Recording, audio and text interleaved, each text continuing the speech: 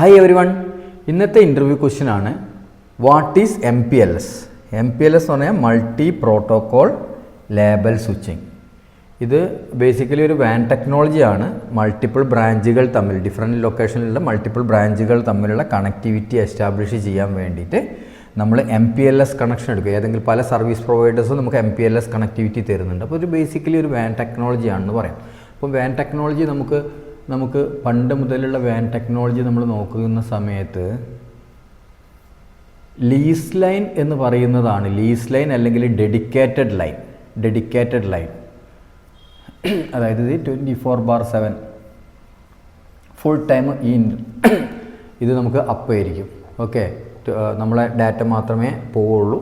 ഇതാണ് ഏറ്റവും കോസ്റ്റ്ലി, നമുക്ക് നോർമലി ഏറ്റവും കോസ്റ്റ് കൂടുതലായിട്ട് വരുന്ന ലൈൻസ് എന്ന് പറഞ്ഞാൽ ഡെഡിക്കേറ്റഡ് ലൈനാണ്. 24/7 നമുക്ക് സർവീസ് പ്രൊവൈഡർ അവരുടെ സ്വിച്ചിങ് എക്യുപ്മെൻറ്റ്സിനകത്ത് കൂടെ ടൈം ഡിവിഷൻ മൾട്ടിപ്ലക്സിങ് വെച്ചിട്ട് നമുക്കൊരു ലൈൻ തരികയാണ്.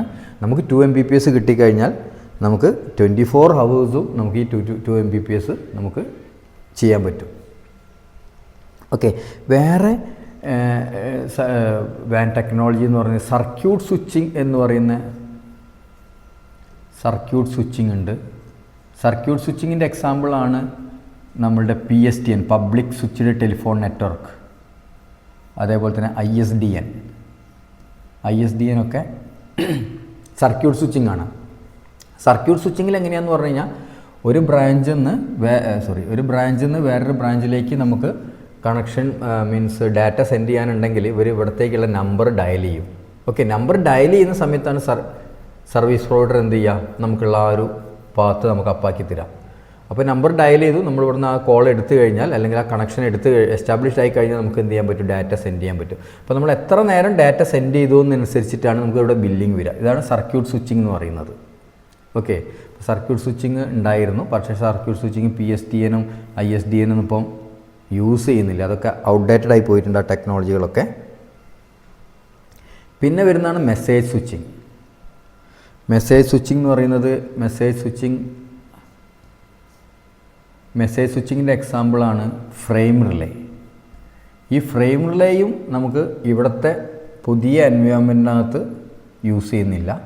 മീൻസ് പണ്ട് ഉള്ള നെറ്റ്വർക്ക്, ഇപ്പോൾ പണ്ടത്തെ CCIയിലും അല്ലെങ്കിൽ പണ്ടത്തെ CCNA CCNPയിലൊക്കെ PSTN-ഉം ISDN-ഉം ഫ്രെയിം റിലേ ഒക്കെ ഉണ്ടായിരുന്നു. അത് ഓരോ 5 years കഴിയുന്ന സമയത്ത് അത് റിവൈസ് ചെയ്യുന്ന സമയത്ത് എന്ത് ചെയ്യും, ആവശ്യമില്ലാത്ത ടെക്നോളജികൾ ഒഴിവാക്കിയിട്ട് പുതിയ ടെക്നോളജികൾ മാത്രം അവർ ഇംപ്ലിമെൻറ്റ് ചെയ്യും. അപ്പോൾ അങ്ങനെ ഫ്രെയിം റിലേ നമുക്കില്ല.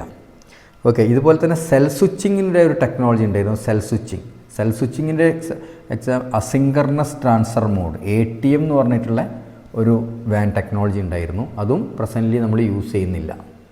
ഓക്കെ, ഇങ്ങനെ മൾട്ടിപ്പിൾ ടെക്നോളജിയിൽ വരുന്ന ഒരു ഇതാണ്. പിന്നെ വരുന്നതാണ് മൾട്ടി പ്രോട്ടോക്കോൾ ലേബൽ സ്വിച്ചിങ്, അതായത് ലേബൽ സ്വിച്ചിങ് എന്ന് പറയും. ഓക്കെ, ലേബൽ സ്വിച്ചിങ് ടെക്നോളജിയാണ്. അതിൻ്റെ എക്സാമ്പിളാണ് എന്ത്, MPLS എന്ന് പറയുന്നത്. ഓക്കെ, ഇതാണ് നമ്മൾ ഡിസ്കസ് ചെയ്യാൻ പോകുന്നത്.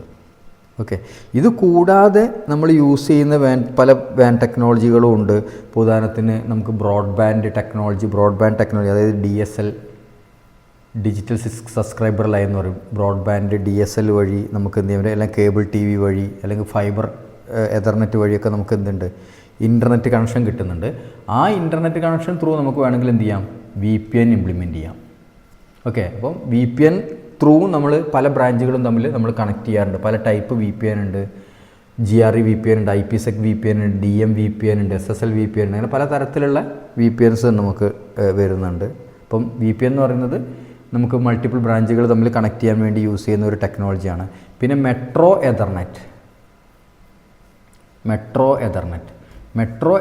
എന്ന് പറയുന്നത് ഒരു സിറ്റിയിൽ, ഇപ്പോൾ ബാംഗ്ലൂർ നമുക്ക് മൾട്ടിപ്പിൾ ഓഫീസുകൾ ഉണ്ട് എന്ന് വിചാരിക്കും. ഇപ്പോൾ ഇൻ്റലിന് മൾട്ടിപ്പിൾ ഓഫീസുകളുണ്ട് ബാംഗ്ലൂർ സിറ്റിയിൽ തന്നെ അല്ലെങ്കിൽ ആ ഒരു മെട്രോയിൽ തന്നെ. അപ്പോൾ അവിടെ high band width fibre optics cable വഴി സ്വിച്ചിങ് എക്യുപ്മെൻറ്റ്സ് വഴി അവരെന്ത് ചെയ്തിട്ടുണ്ട്, ഓൾറെഡി ഒരു നെറ്റ്വർക്ക് എസ്റ്റാബ്ലിഷ് ചെയ്ത് വെച്ചിട്ട് സർവീസ് പ്രൊവൈഡർ അത് ത്രൂ VLANs ഒക്കെ വെച്ചിട്ട് എന്ത് ചെയ്യും, അവരുടെ കസ്റ്റമേഴ്സിന് സർവീസ് കൊടുക്കും. അതിനെയാണ് നമ്മൾ മെട്രോ എതർനെറ്റ്. ഇത് കമ്പാരിറ്റീവ്ലി ഹൈ ബാൻഡ് വിഡ്ത്ത് നമുക്ക് അവൈലബിൾ ആയിരിക്കും, കാരണം ഷോർട്ട് ഡിസ്റ്റൻസ് അവർക്ക് കവർ ചെയ്യേണ്ട ആവശ്യം വരുന്നുള്ളൂ. പിന്നെ സെല്ലുലാർ ടെക്നോളജി വഴി നമ്മളിപ്പോൾ ഇൻ്റർനെറ്റ് കണക്ഷൻ എടുക്കുന്നത് പോലെ തന്നെ നമുക്ക് DSL ഒക്കെ ഇൻ്റർനെറ്റ് കണക്ഷൻ എടുക്കുന്നത് പോലെ തന്നെ സെല്ലുലാർ ടെക്നോളജി വെച്ചിട്ട്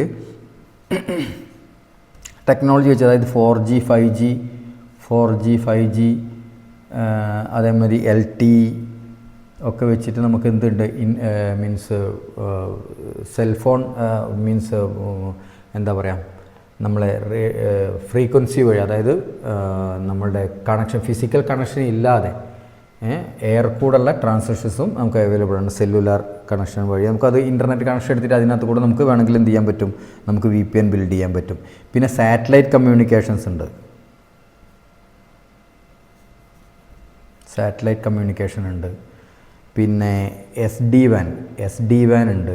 SD-WAN നമ്മൾ ഓൾറെഡി നമ്മളൊരു ടോപ്പിക്കിൽ നമ്മൾ കവർ ചെയ്യുന്നുണ്ട് SD-WAN. ഇപ്പോൾ ഇത്രയാണ് നമ്മൾ നേരത്തെ പറഞ്ഞ കാര്യങ്ങൾ, ഇത്രയാണ് നമുക്ക് മെയിൻലി യൂസ് ചെയ്യുന്ന WAN ടെക്നോളജികൾ. അപ്പോൾ അതിനകത്ത് MPLS എന്ന് പറയുന്നത് ഒരു ഇമ്പോർട്ടൻ്റ് ആണ്.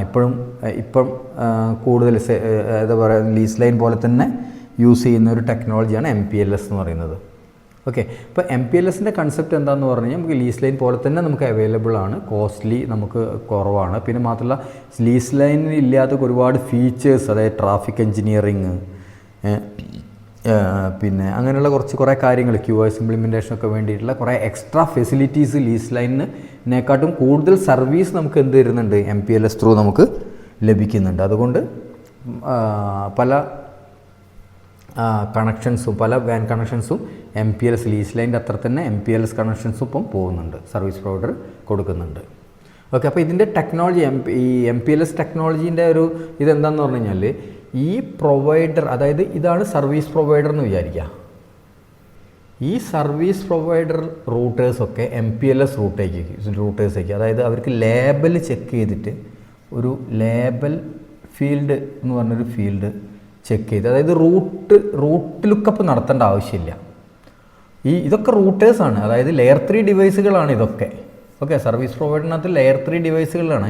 ഇവിടെ അവർക്ക് വേണ്ടിയിട്ടുള്ള ഏതെങ്കിലും റൂട്ടിംഗ് പ്രോട്ടോക്കോൾ, OSPF അല്ലെങ്കിൽ EIGRP, ഏതെങ്കിലും ഒരു ഇൻറ്റീരിയർ പ്രോട്ടോക്കോൾ റൺ ചെയ്യുന്നുണ്ടോ, അതിൻ്റെ ഓവറായിട്ട് നമുക്ക് BGP റൺ ചെയ്യുന്നുണ്ടോ.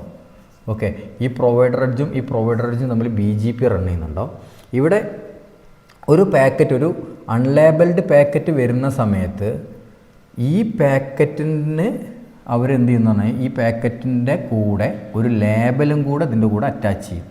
അതായത് ലെയർ 2ൻ്റെയും ലെയർ 3 ഹെഡറിൻ്റെയും ലെയർ 2 ഹെഡറിൻ്റെയും നടുക്കായിട്ട് ഒരു ലേബലും കൂടെ, അതായത് ലെയർ 3ക്ക് പുറമേ ആയിട്ട് ഒരു ലേബലും കൂടെ അറ്റാച്ച് ചെയ്യും. അപ്പോൾ ബാക്കിയുള്ള റൂട്ടേഴ്സൊക്കെ എന്ത് ചെയ്താൽ മതി, ഈ റൂട്ടിംഗ് ടേബിൾ ചെക്ക് ചെയ്യേണ്ട ആവശ്യമില്ല. ഈ ലേബൽ ചെക്ക് ചെയ്തിട്ട് റൂട്ട് ചെയ്യാനുള്ള കഴിവ് ആർക്കുണ്ട്, ഈ ഡിവൈസുകൾക്കുണ്ട്. അപ്പോൾ ഈ ലേബൽ ചെക്ക് ചെയ്തിട്ട് വിടുന്ന സമയത്ത് ഫാസ്റ്റായിട്ട് ഇവർക്ക് എന്ത് ചെയ്യാൻ പറ്റും, ഡാറ്റ ട്രാൻസ്പോർട്ടേഷൻ നമുക്ക് ചെയ്യാൻ പറ്റും. പിന്നെ മാത്രമല്ല ഇവിടെയുള്ള വേറൊരു ബെനിഫിറ്റ് എന്ന് വെച്ചാൽ, ഇൻ കേസ് ഒരു ലിങ്ക് കട്ടായി കഴിഞ്ഞാൽ ഇവിടെ റൂട്ടിംഗ് പ്രോട്ടോക്കോൾ ഉള്ളതുകൊണ്ട് വേറൊരു ബെസ്റ്റ് പാത്ത് ഇവർ തന്നെ എന്ത് ചെയ്തോളൂ, സെലക്ട് ചെയ്തെടുത്തോളൂ. അതിനനുസരിച്ച് ലേബൽ സ്വിച്ചിങ്ങും കാര്യങ്ങളൊക്കെ അവർ ഓട്ടോമാറ്റിക്കായിട്ട് തന്നെ അവർ ചേഞ്ച് ചെയ്തു, നെക്സ്റ്റ് സ്റ്റോപ്പൊക്കെ അവർ ഓട്ടോമാറ്റിക്കലി ചേഞ്ച് ചെയ്തോളൂ. അപ്പോൾ ഫാസ്റ്റ് കൺവെർജൻസ് നടക്കും ഇതിനുള്ളിൽ. പിന്നെ മാത്രമല്ല സ്വിച്ചിങ് വളരെ ഫാസ്റ്റായിട്ട് നടക്കും. അപ്പോൾ ഇതിപ്പോൾ ലേബൽ സ്വിച്ചിങ് ഒരു പുതിയ കൺസെപ്റ്റാണ്. ഇപ്പോൾ CCNP-യിലാണ് ശരിക്കും നമ്മൾ ഇതിനെപ്പറ്റിയുള്ള കോൺഫിഗറേഷൻ ലെവലിലുള്ള കാര്യങ്ങളൊക്കെ നമ്മൾ പഠിക്കുന്നത്. CCNA-ൽ ജസ്റ്റ് നമ്മൾ ഈ MPLS എന്ന് പറയുന്നൊരു ടെക്നോളജി ഉണ്ട്, അതിൻ്റെ ആ ബേസിക്സ് ആയിട്ടുള്ള കാര്യങ്ങൾ മാത്രമേ, അതെങ്ങനെയാണ് അത് വർക്ക് ചെയ്യുന്നത് എന്നുള്ളതിൻ്റെ ഒരു തിയററ്റിക്കലായിട്ടുള്ള കൺസെപ്റ്റുകൾ മാത്രമേ നമ്മൾ CCNA ലെവലിൽ പഠിക്കുന്നുള്ളൂ.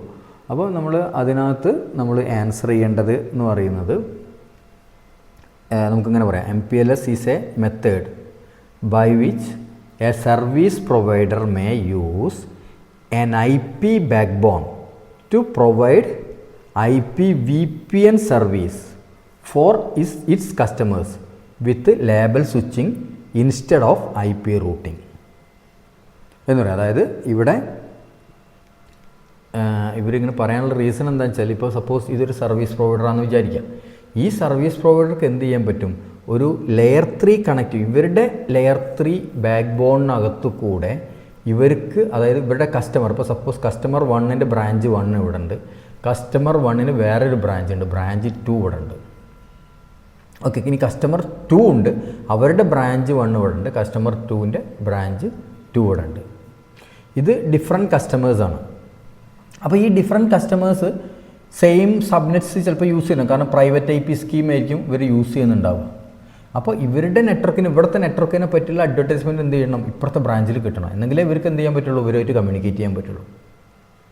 അപ്പോൾ അങ്ങനെ ഒരു VPN സർവീസ് നമുക്ക് മൾട്ടിപ്പിൾ കസ്റ്റമേഴ്സിന് വേണ്ടി നമുക്ക് എന്ത് ചെയ്യാൻ പറ്റും, മൾട്ടിപ്പിൾ കസ്റ്റമേഴ്സിന് വേണ്ടിയിട്ട് VPN സർവീസ് പ്രൊവൈഡറിനകത്ത് വെച്ചിട്ട് നമുക്ക് ഇവരെ സെപ്പറേറ്റ് ചെയ്തിട്ട് സെയിം നെറ്റ്വർക്ക് ഉണ്ടെങ്കിൽ പോലും ഓവർലാപ്പിംഗ് ഒന്നും വരാതെ VRF എന്ന് പറയുന്ന കൺസെപ്റ്റൊക്കെ വെച്ചിട്ട് സെഗ്രിഗേറ്റ് ചെയ്തിട്ട് നമുക്ക് എന്ത് ചെയ്യാൻ പറ്റും, ഇവരുടെ സെപ്പറേറ്റ് ചെയ്തിട്ട് സെഗ്മെൻറ്റ് ചെയ്തിട്ട് ട്രാൻസ്പോർട്ടേഷൻ അവർക്ക് ഇംപ്ലിമെൻറ്റ് ചെയ്ത് കൊടുക്കാൻ പറ്റും. ആ ഒരു ടെക്നോളജിയാണ് MPLS അല്ലെങ്കിൽ MPLS VPN വഴി നമ്മൾ ഇംപ്ലിമെൻറ്റ് ചെയ്യുന്നത്. അതിൻ്റെ കോൺഫിഗറേഷൻ ലെവലൊക്കെ നമുക്ക് പഠിച്ചു കഴിഞ്ഞെങ്കിൽ അതിൻ്റെ കറക്റ്റ് ഒരു കൺസെപ്റ്റ് നമുക്ക് കിട്ടുള്ളൂ. CCNP ആണ് നമ്മൾ കവർ ചെയ്യുന്നത്. അപ്പോൾ അതുകൊണ്ട് നമ്മൾ ഇതിനകത്ത് അധികം അതിൻ്റെ ഡെഫിനിഷൻ മാത്രമേ നമ്മൾ പറയുന്നുള്ളൂ. MPLS എന്താണെന്ന് ചോദിക്കുന്ന സമയത്ത് ഒരു ടൈപ്പ് ഓഫ് വാൻ കണക്ടിവിറ്റിയാണ്. ഇത് സർവീസ് പ്രൊവൈഡറിൻ്റെ IP ബാക്ക്ബോൺ ത്രൂ കസ്റ്റമേഴ്സിൻ്റെ IP നെറ്റ്വർക്കിനെ സപ്പോർട്ട് ചെയ്യിപ്പിക്കാൻ വേണ്ടിയിട്ടുള്ള, ട്രാൻസ്പോർട്ട് ചെയ്യിപ്പിക്കാൻ വേണ്ടിയിട്ടുള്ള ഒരു ഫെസിലിറ്റിയാണ്. ഇവിടെ ലാബിൽ നോക്കിയിട്ടാണ് എന്ത് ചെയ്യുന്നത്, സ്വിച്ചിങ് നടക്കുന്നത്. ലാബിൽ നോക്കിയിട്ടാണ് ഡാറ്റ ട്രാൻസ്പോർട്ടേഷൻ നടക്കുന്നത്. അതുകൊണ്ട് തന്നെ ലാബിൽ വെച്ച് നോക്കുന്ന സമയത്ത് പോകുന്ന സമയത്ത് ഡാറ്റ ഈ ട്രാൻസ്പോർട്ടേഷൻ എന്ന് പറയുന്നത് വളരെ ഫാസ്റ്റ് ആയിരിക്കും. ഈ MPLS എന്ന് പറയുന്ന കൺസെപ്റ്റ് വേണമെങ്കിൽ നമുക്ക് എൻ്റർപ്രൈസ് നെറ്റ്വർക്കിനകത്തും സർവീസ് പ്രൊവൈഡറിലുള്ള എൻ്റർപ്രൈസ് നെറ്റ്വർക്കിനകത്തും നമുക്ക് വേണമെങ്കിൽ എന്ത് ചെയ്യാൻ പറ്റും, ഇംപ്ലിമെൻറ്റ് ചെയ്യാൻ പറ്റും. സ്പീഡ് ആക്കാനൊക്കെ വേണ്ടിയിട്ട് അതും പോസിബിളാണ്. പിന്നെ MPLS uses labels instead of IP address to route packets. അത് വേറൊരു ഡെഫിനിഷനാണ്. MPLS uses label instead of IP address to route packets. So MPLS is faster and more efficient than traditional IP routing. പിന്നെ MPLS is commonly used in service provider networks to deliver service such as MPLS VPN and traffic engineering. ഇതാണ് നമ്മൾ MPLSനെ പറ്റിയുള്ള ഒരു basic ഒരു ആയിട്ടുള്ള രീതിയിലുള്ള ഒരു answering നമ്മൾ ചെയ്യേണ്ടത്. അപ്പം ഇൻഫോർമേറ്റീവായി എന്ന് വിചാരിക്കുന്നു. Thanks for watching. Bye bye.